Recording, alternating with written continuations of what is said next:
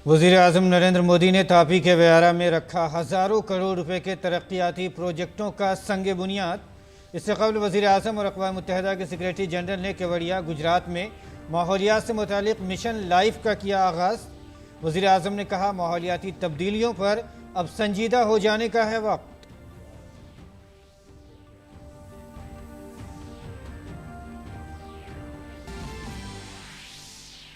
वज़ीर-ए-आज़म नरेंद्र मोदी की केवड़िया में अक़वाम मुत्तहिदा के सेक्रेटरी जनरल एंटोनियो गुटेरेस से दो तरफ़ा मुलाकात। दोनों रहनुमाओं के दरमियान मुख्तलिफ अहम उमूर पर हुआ तबादला ख्याल। दोनों रहनुमाओं ने केवड़िया में सरदार पटेल को पेश किया खिराज अक़ीदत। वज़ीर दाखिला अमित शाह ने दिल्ली में वेस्ट टू एनर्जी प्लांट का किया इफ्तिताह। अब रोज़ाना करीब 2000 मैट्रिक टन कचरे को लगाया जाएगा ठिकाने। महाराष्ट्र के अलीबाग में एक कंपनी के गैस टरबाइन यूनिट के कूलिंग प्लांट में ज़बरदस्त धमाका। 3 अफराद की मौत और 3 दिगर शदीद जख्मी।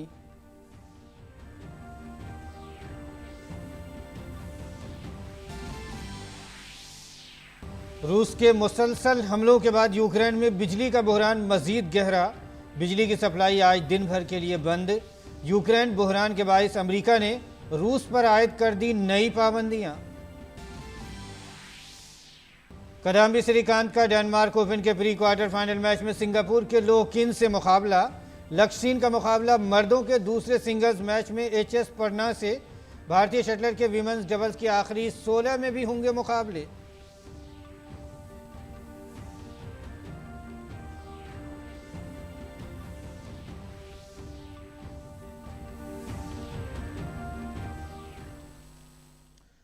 आदाब नाज़रीन, शाम 5:30 बजे के उर्दू खबरनामे में आपका खैर मकदम है। मैं हूं आपके साथ मसरूर फैज़ी और आइए अब खबरों पर तफसील के साथ नज़र डालते हैं।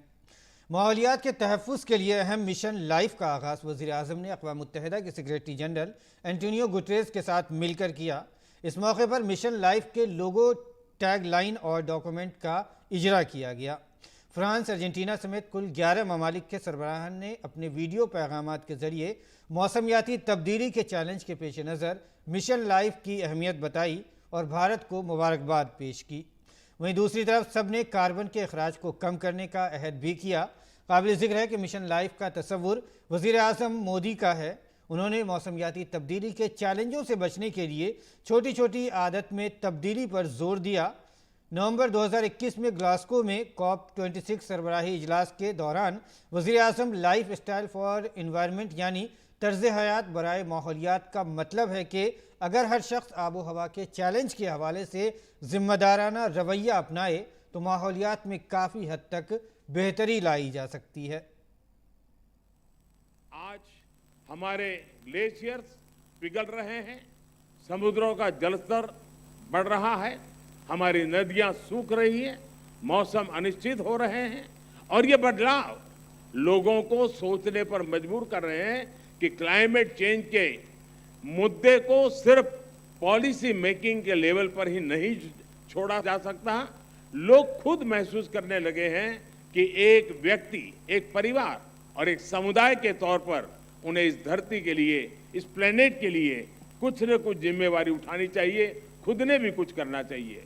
लोग जानना चाहते हैं कि अपने खुद के प्रयत्न में या परिवार के साथ और अपने समुदाय के साथ मिलकर वो कौन से कदम उठा सकते हैं जिससे धरती की सुरक्षा हो सके, इस पृथ्वी की सुरक्षा हो सके। इन सारे सवालों का जवाब मिशन लाइफ में है। और वज़ीर-ए-आज़म ने कहा कि मिशन लाइफ एक जमहूरी अमल है और ये मुहिम आवाम को जोड़ती है। इस मौके पर उन्होंने दुनिया के तरक्की याफ्ता ममालिक को वाज़ेह पैगाम भी दिया कि आबो हवा की तब्दीली के चैलेंज के हवाले से संजीदगी का मुजाहरा करने का वक्त आ गया है और मिशन लाइफ कोई ग्रुप का नहीं बल्कि प्रो प्लानिट का मिशन है। एक ट्रस्टी एक शोषक के रूप में नहीं बल्कि पोषक के रूप में काम करता है। मिशन लाइफ P3 की अवधारणा को मजबूत करेगा। P3 यानी प्रो प्लेनेट पीपल। आज हम एक ऐसी दुनिया में जी रहे हैं जहां इस बात की चर्चा रहती है कि कौन किस देश या गुट के साथ है और कौन किस देश या गुट के खिलाफ है। लेकिन मिशन लाइफ धरती के लोगों को प्रो प्लैनेट पीपल के तौर पर जोड़ता है, उनको अपने विचार से समाहित करता है, एक कर देता है। ये lifestyle of the planet, for the planet and by the planet की मूल सिद्धांत पर चलता है। वहीं उन्होंने भारत के मालामाल विरासत में कुदरत के तईं जिम्मेदारी के बारे में बात की। वज़ीर आज़म ने कहा कि आज भी भारत एक ऐसा मुल्क है जो अपने कुदरती विरसे के तईं जिम्मेदार है और इस समत में बहुत से ऐसे इक़दामात कर रहा है जिनमें काबिल तजदीद तवानाई के इक़दामात भी शामिल हैं। इन इक़दामात से उसके कार्बन फुटप्रिंट को कम किया जा सकता है। भारत में सालाना प्रति व्यक्ति कार्बन फुटप्रिंट करीब करीब 1.5 टन ही है, जबकि दुनिया का औसत 4 टन प्रति वर्ष का है। फिर भी भारत क्लाइमेट चेंज जैसी वैश्विक समस्या के समाधान के लिए सबसे आगे आकर काम कर रहा है। इसने उज्ज्वला योजना शुरू की ताकि कोयले और लकड़ी से धुएं से मुक्ति मिले। हम वाटर सिक्योरिटी को ध्यान में रखकर भारत में हर जिले में 75 अमृत सरोवर आज बनाने का बहुत बड़ा अभियान चला रहे हैं। हमारे यहाँ वेस्ट से वेल्थ पर अभूतपूर्व बल दिया जा रहा है। आज भारत के पास विश्व में रिन्यूएबल एनर्जी को चौथी सबसे बड़ी क्षमता के रूप में हमने उभार पाए हैं। आज हम विंड एनर्जी में भी चौथे नंबर पे हैं, सोलर एनर्जी में भी 5वें नंबर पे हैं। पिछले 7-8 वर्षों में भारत की रिन्यूएबल एनर्जी की क्षमता करीब करीब 290% का इजाफा हुआ है। मिशन लाइफ के आगाज से पहले वज़ीर आज़म ने अक़वाम मुत्तहिदा के सेक्रेटरी जनरल एंटोनियो गुटेरेस के साथ मिलकर स्टैच्यू ऑफ यूनिटी यानी सरदार वल्लभ भाई पटेल को खिराज अक़ीदत पेश किया। ये 182 मीटर बुलंद मुजस्समा है जिसे दुनिया का सबसे ऊंचा मुजस्समा होने का एजाज़ भी हासिल है। वज़ीर आज़म मोदी ने 31 अक्टूबर 2018 को इस मुजस्समे का इफ्तिताह किया था। इससे कबल वज़ीर आज़म ने अक़वाम मुत्तहिदा के सेक्रेटरी जनरल एंटोनियो गुटेरेस से 2 तरफ़ा बातचीत की।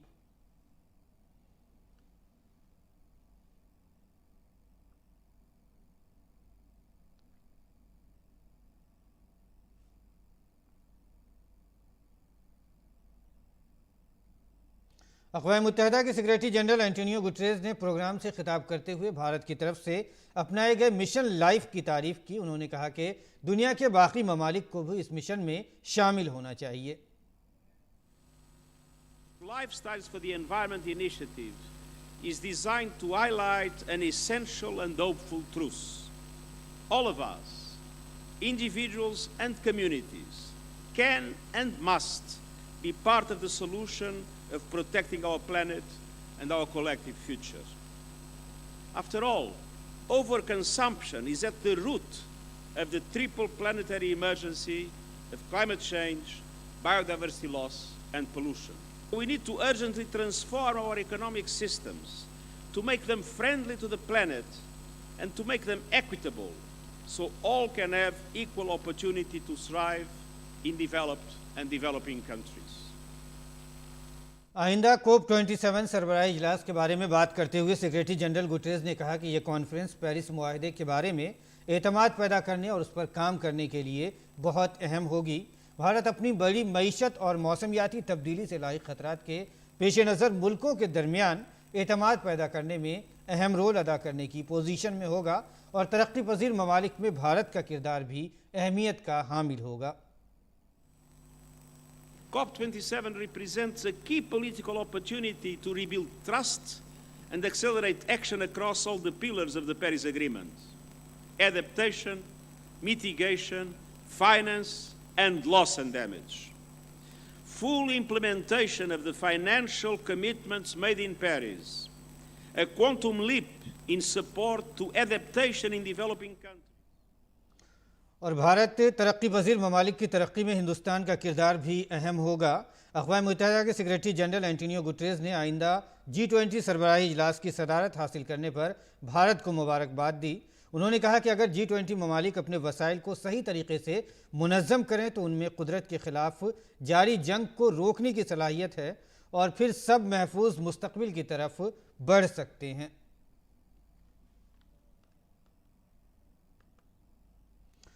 एंटोनियो गुटेरेस से मुलाकात के बाद वज़ीर आज़म ने तापी के व्यारा में करोड़ों रुपए के तरक्याती प्रोजेक्टों का संग बुनियाद रखा।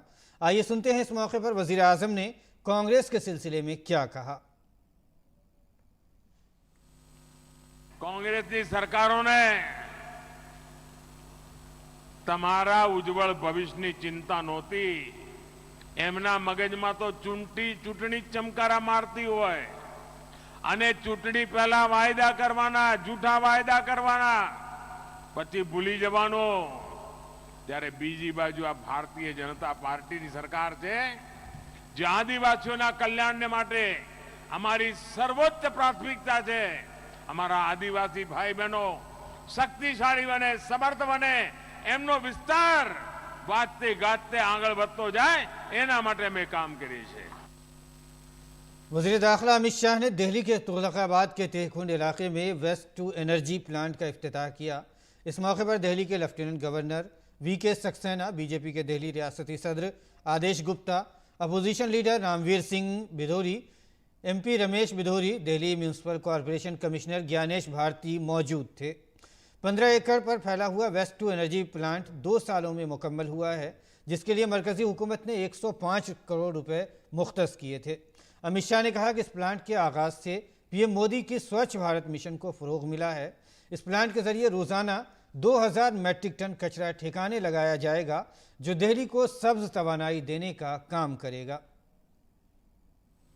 बायो CNG प्लांट ओखला में 300 मैट्रिक टन का, 3 biogas plant 200 metric ton per day वाले, गोयला, नंगली और गोगा डेरी कॉलोनी में वो भी मार्च 23 तक पूर्ण हो जाएंगे।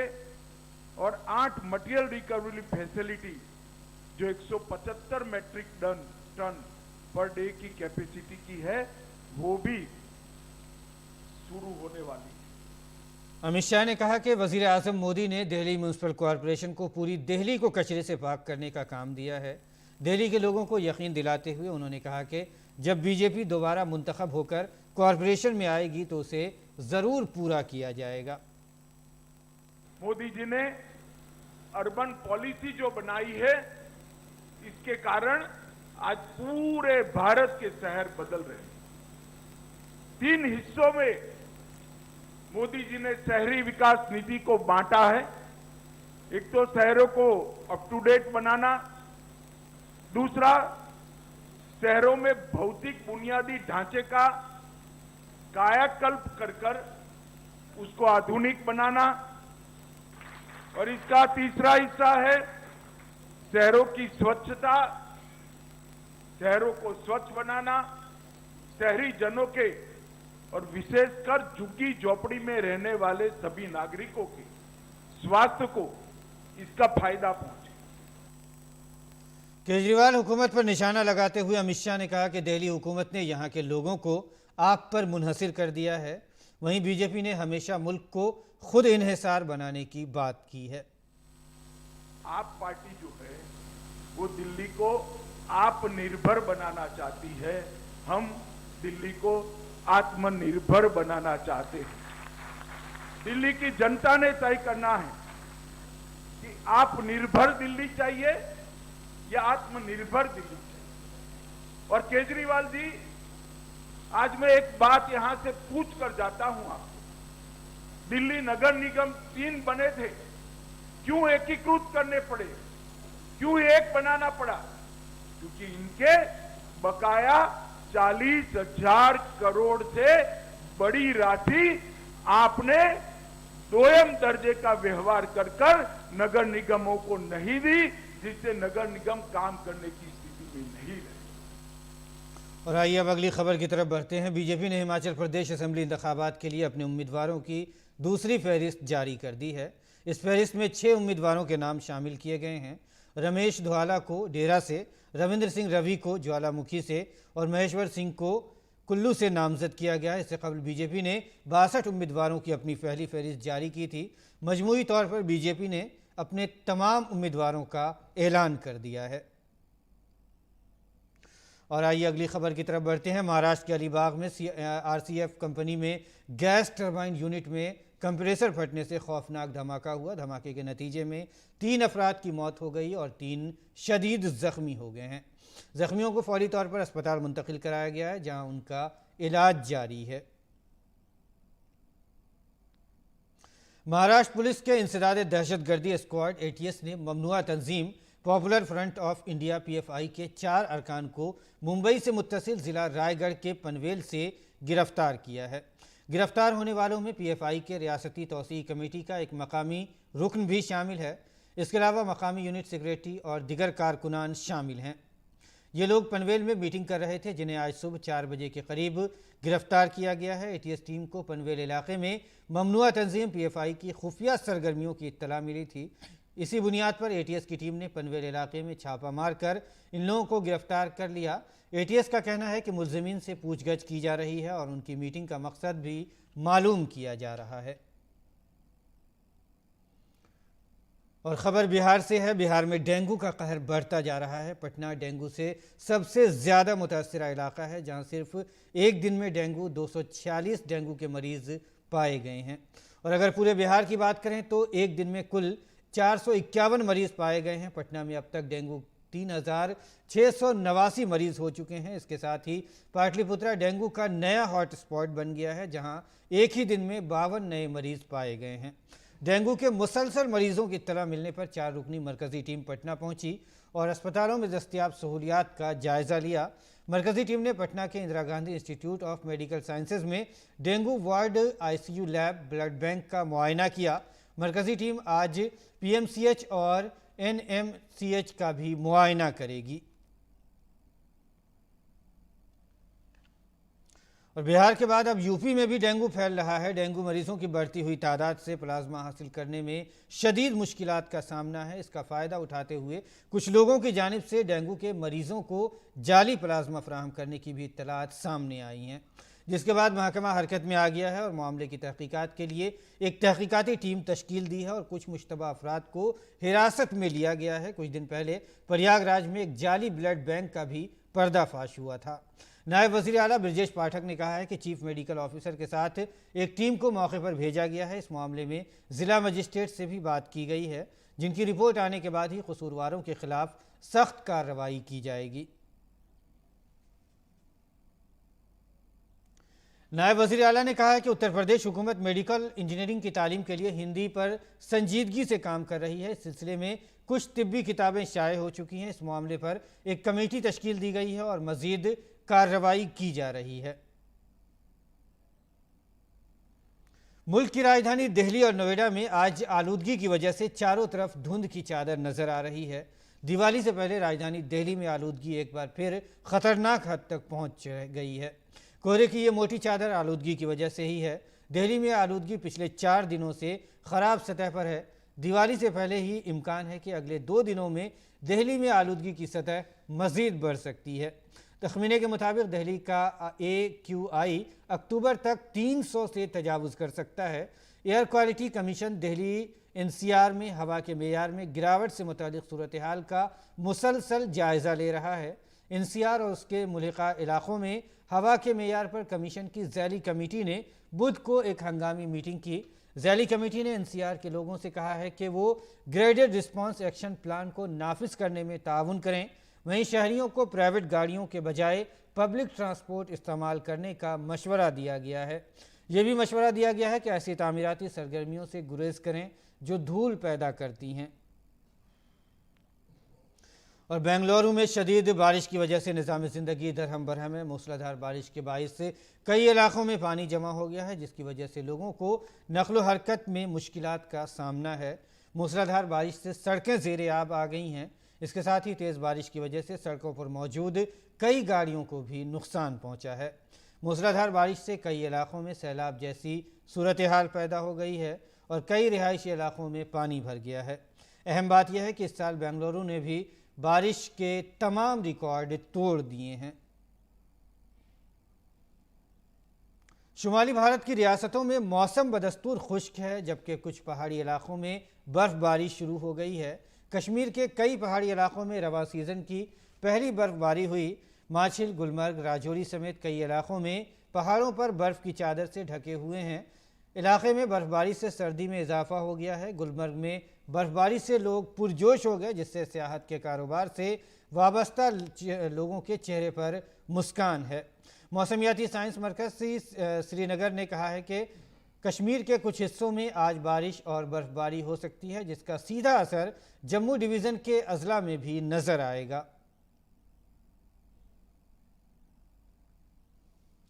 और मुल्क की मादनी पैदावार में गुज़िश्ता माली साल के मुकाबले में रवां माली साल के अप्रैल ta अगस्त में 4.2% शरह नमू में इजाफा हुआ है। रवां साल अगस्त में अहम मादनियात की पैदावारी सतह, जिसमें कोयला 580 lakh ton, lignite 29 lakh ton, petroleum 24 lakh ton, bauxite 1450,000 ton, सोना 76 किलो, लोहा 158 लाख टन और हीरा 17 कैरेट वगैरह रहे हैं। मुसाबकती कमीशन ऑफ इंडिया ने गैर मुनसफाना कारोबारी तरीक़ों पर ऑनलाइन ट्रैवल कंपनियों पर 392 करोड़ रुपए का जुर्माना आयद किया है। उनमें मेक माई ट्रिप, गोआईबीबो और होटल सर्विस फराहम करने वाला ओयो शामिल है। कमीशन ने कारोबार में अपनी मजबूत पोजीशन और ओयो के साथ गैर मुसाबकती तालमेल का गलत इस्तेमाल करने पर मेक माई ट्रिप और गोआईबीबो के खिलाफ कार्रवाई की है। मुसाबकती कमीशन ने कीमत की बराबरी और कमरों की दस्तियाबी के हवाले से अपने होटल के शराकतदारों पर मेक माई ट्रिप और गोआईबीबो के दबाव का जायज़ा लिया। कमीशन ने पाया कि होटल के दोनों शराकतदारों ने अपने कमरे किसी दूसरे प्लेटफॉर्म या ऑनलाइन पोर्टल पर कम कीमत पर देने से इनकार कर दिया। कमीशन ने यह भी कहा है कि एमएमटी ने अपने प्लेटफॉर्म ओयो को तरजीह दी।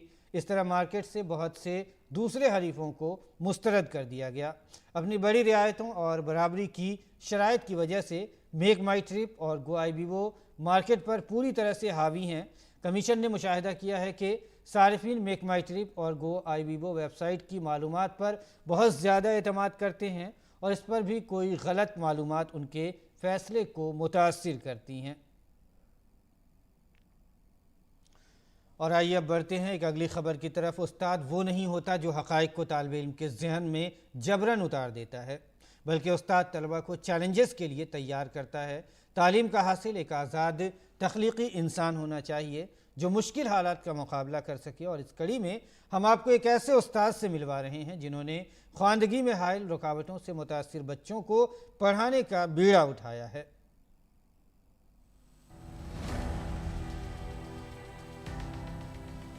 असातिज़ा तलबा के मुस्तक़बिल के मेमार होते हैं। वो एक तालिब इल्म की कामयाब ज़िंदगी की बुनियाद रखते हैं। ऐसे ही एक उस्ताद हैं फरहान अहमद, जो अपनी ज़ाती काविशों के बलबूते पर तलबा का मुस्तक़बिल संवार रहे हैं। बरेली ज़िले के FR इस्लामिया कॉलेज के उस्ताद फरहान अहमद ख़ानदगी में हायल रुकावटों से मुतासिर बच्चों को पढ़ाने का काम कर रहे हैं। इस कॉलेज में तकरीबन 20 ऐसे बच्चे हैं जो कि डिस्ग्राफिया, डिसलेक्सिया जैसी बीमारियों में मुब्तला हैं।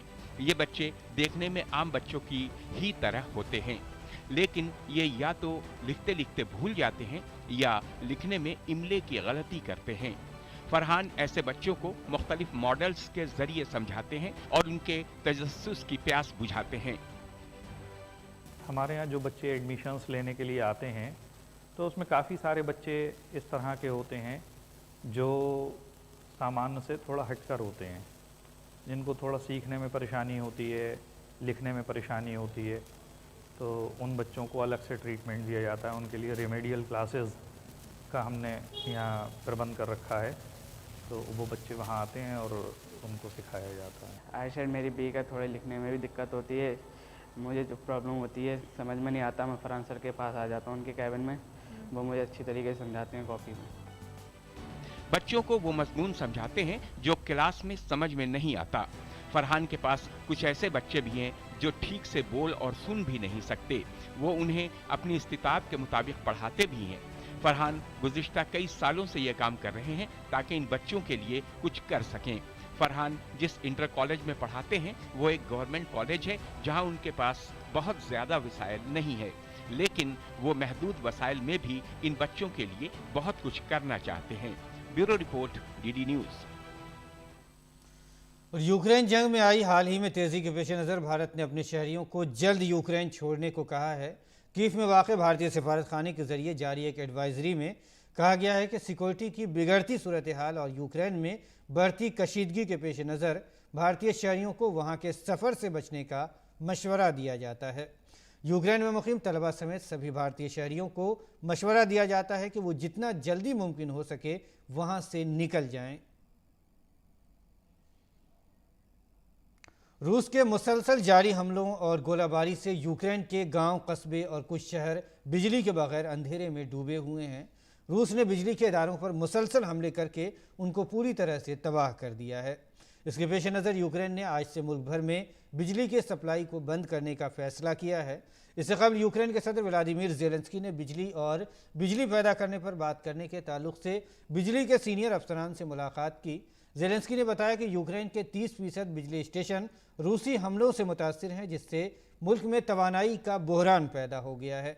ज़ेलेंस्की दफ्तर के एक सीनियर अफसर ने कहा कि रूस ने बिजली की पैदावार की सहूलतों को पूरी तरह से तबाह कर दिया है, इसलिए आज पूरे यूक्रेन में बिजली की सप्लाई पर पाबंदी रहेगी। उन्होंने मज़ीद कहा कि ये एक तदबीर है, बिजली का इस्तेमाल कम से कम करना ज़रूरी है। अमेरिका ने यूक्रेन बहरान के सबब रूस पर नई पाबंदियां लगाई हैं। अमेरिका ने एक नेटवर्क पर अमेरिकी सनतकारों से हथियार और कई दूसरी तकनीक खरीदने का इल्ज़ाम आयद करते हुए उन्हें निशाना बनाया। अमेरिका के महकमे ख़जाना के मुताबिक एक रूसी शहरी पर पाबंदी लगाई गई है जो 2 अमेरिकी कंपनियों के लिए एजेंट के तौर पर काम करता था। ख़जाना का डिप्टी सेक्रेटरी वाली एडिएमो ने बताया कि दोस्त ममालिक के एक बड़े इत्तेहाद ने रूस पर तरह तरह की पाबंदियां लगाई हैं और बरामदात पर कंट्रोल भी किया है, जिसके बाद अब रूस को नई इत्तलात और तकनीक हासिल करने में परेशानी आ रही है। मुल्क भर के बाज़ारों में दिवाली की रौनक है। बाज़ारों में काफ़ी चहल पहल है। सर्राफा बाज़ार भी इस मरतबा सोने, चांदी और हीरे के नए जेवरात वहाँ धूम मचा रहे हैं। दुकानदारों को उम्मीद है कि 2 साल से सुस्त रवि के शिकार कारोबार को इस साल रफ्तार मिलेगी। दुकानों को रंग बिरंगी लाइटों और सजावटों के साजो सामान से सजाया गया है। वहीं धनतेरस भी आने वाला है। धनतेरस आते ही बर्तन बाज़ार की चमक बढ़ गई है। उम्मीद की जा रही है कि आने वाले दिनों में बाज़ार अच्छा रहेगा। ये कहा जाता है कि धनतेरस पर बर्तन ख़रीदना अच्छा माना जाता है। इन दिनों बर्तन की दुकानों को सजाया जा रहा है। इत्तला के मुताबिक इस वक्त तांबे के बर्तनों की मांग भी बढ़ गई है। वहीं दूसरी तरफ स्टील और फाइबर ने बर्तनों को मात दे दी है, उसने अपनी चमक बढ़ा ली है। बाज़ारों में काफ़ी भीड़ नज़र आ रही है। वहीं इलेक्ट्रॉनिक्स, रेडीमेड मार्केट और ऑटोमोबाइल, हर तरफ सारिफीन की कतारें लगी हुई हैं। नाज़रीन, उर्दू खबरनामा फ़िलहाल इख्तिताम को पहुँचता है। इजाज़त दीजिए, आदाब।